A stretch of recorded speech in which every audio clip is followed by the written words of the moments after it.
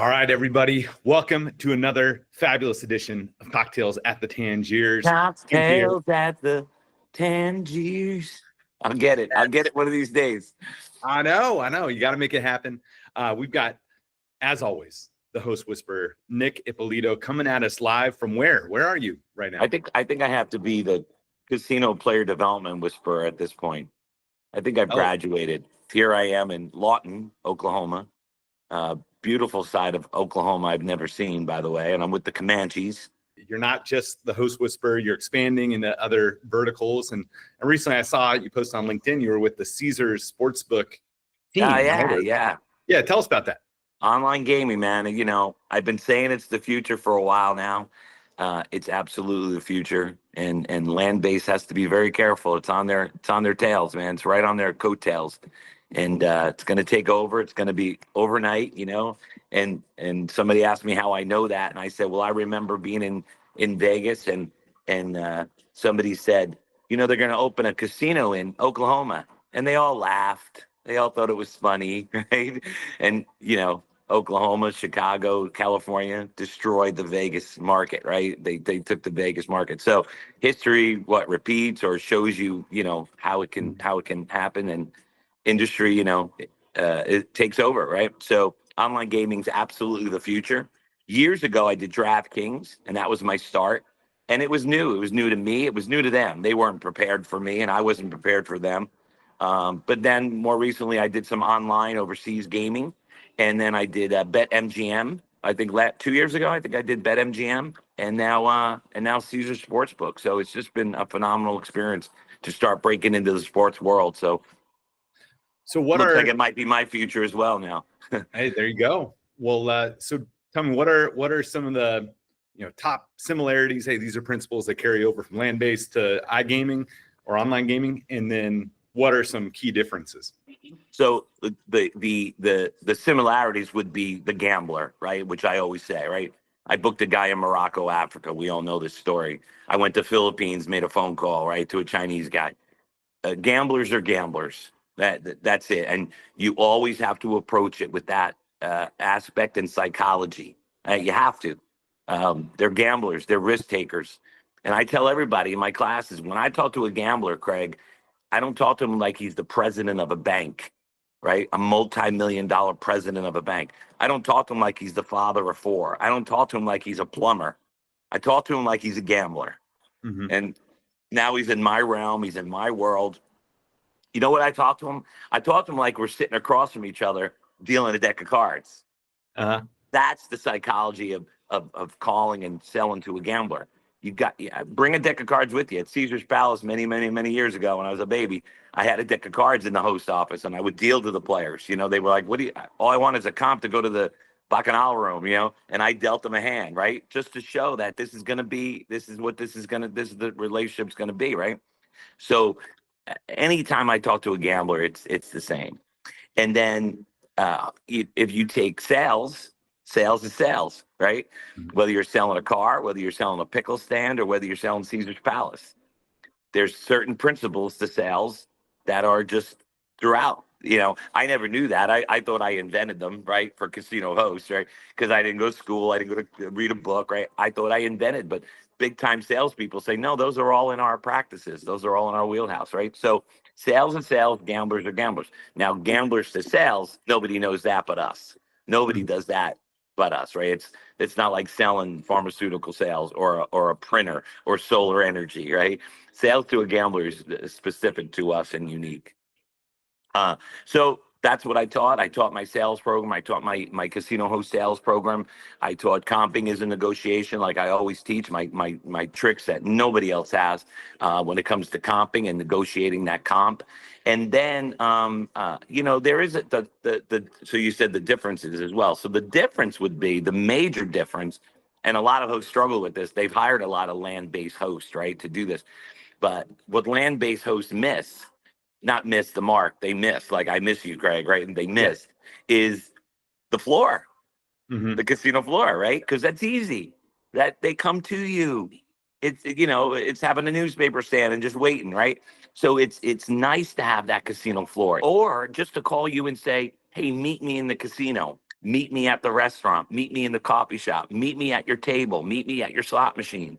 Could you imagine not having that anymore? You're in an office building somewhere, they're betting on their phone. Competition is this, a thumb away. That's the Yeah. competition. Not, you know, I'll drive 40. If you don't give me this free play, I'll get in my car and drive 45 minutes. No, it's right there. You don't want to give me what I want? Boom, right? So those are the major differences. The fact that it's an app, it's on the phone, it's a thumb, right?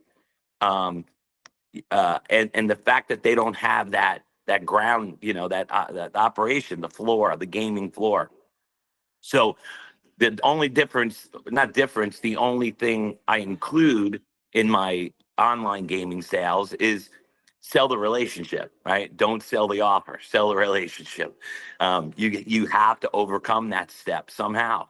And you got to build that relationship. It's so the relationship is probably more important.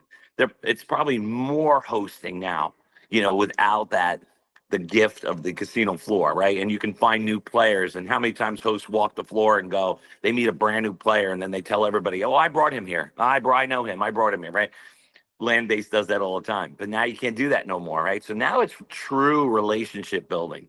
You know, I'm reminded of the Pursuit of Happiness movie. Have you seen that movie with Yeah, with Will Smith. Will Smith? You know, building that relationship is the most important thing you can do. Yeah, that's a great point, because with a casino, you've got a lot of different variables that you could sell. I mean, with a physical casino, you've got, hey, I know you love this steakhouse, or we're a 10-minute closer drive, or, Yeah. you know, I got that suite that you like. Whereas with iGaming or sportsbook, you know, I haven't played all of them or interacted with all their apps. I mean, maybe there are some inherent advantages about one app to the other, but really you're betting on a game, right? Maybe the Yeah. odds slightly different, but yeah, I think that that makes sense, that the relationship matters more than ever, because Yeah. if the two products are 99% the same, whereas a land-based casino versus another one, maybe they're 70% the same. Correct. It makes selling and building that relationship so much more important. Yeah. And, you know, I've been saying this, I'm about to write an article, drop an article, but, you know, I kind of laugh at marketing these days and marketing people. You know, they're trying to sell the brand and they're trying to sell the story and what's your brand and what's your story, and what players don't give a crud about that stuff, dude. You know, if I hear loyalty one more time, loyalty program, build it, there is no loyalty. And as soon as marketing and GMs and CEOs get together and realize this, they're probably going to be a lot more successful. But there is no loyalty. You're only driving trips. You're not driving revenue. You are taking the player's budget and you're stretching it out. That's all marketing is doing. This brand and this story thing, I mean, it's great and it's important, but it's especially important if you're Nike, Starbucks, McDonald's. I get it, right? Gamblers only care about one thing. You know, they want to sit at their machine. They want their free play. You know, they want it. They want a little money out so they can put a little money in. And how do I know that, Craig? How do I know that? Did you just ask me? Yeah. Because I'm in a different, unlike everybody else in this industry, I am in a different casino every week in a different market. So I've gone to casinos where there is no brand, there is no story, and it's packed.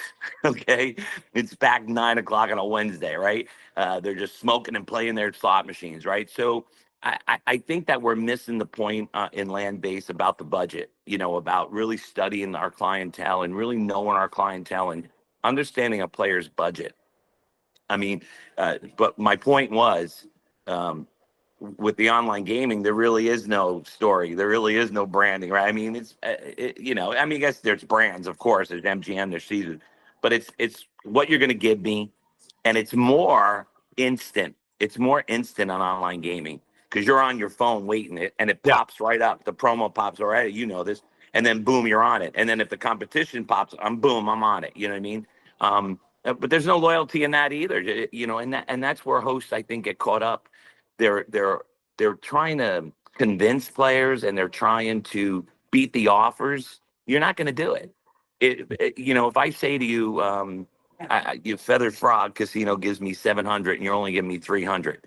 Even if you give me 700, even if you give me 800, I'm still going to the Feathered Frog Casino and blowing my 700 free play. I don't care what your brand is. I don't care what your loyalty is, right?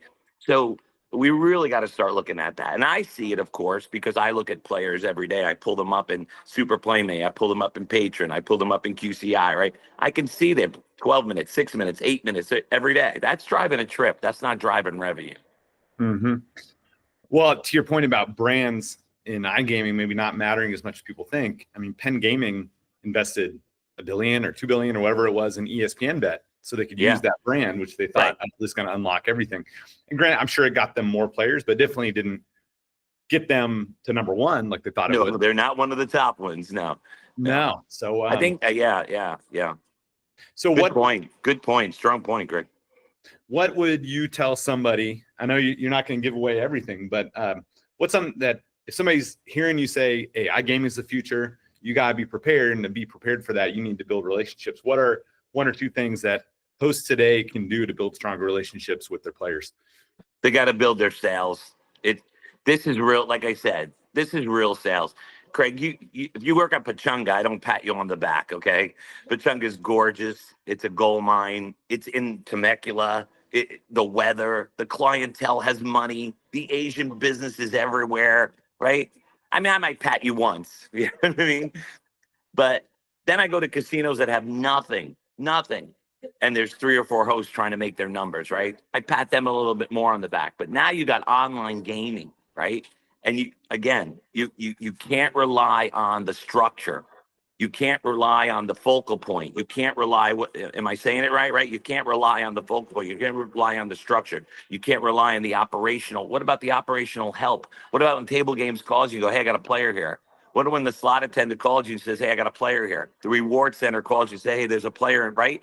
That's gone. So hosts need to strip away all that and get back to basics, get back to what I've been teaching for 35 years. It's what put me on the map. That hosts are supposed to be in sales. Player development is sales. Casino hosting is different. There's casino hosting and there's player development. Player development is sales. They have to, and now they have to sell the relationship. They have to be the relationship has to be the focal point. The relationship has to be the structure. You get it? So what I'm teaching in online gaming is build and sell that relationship.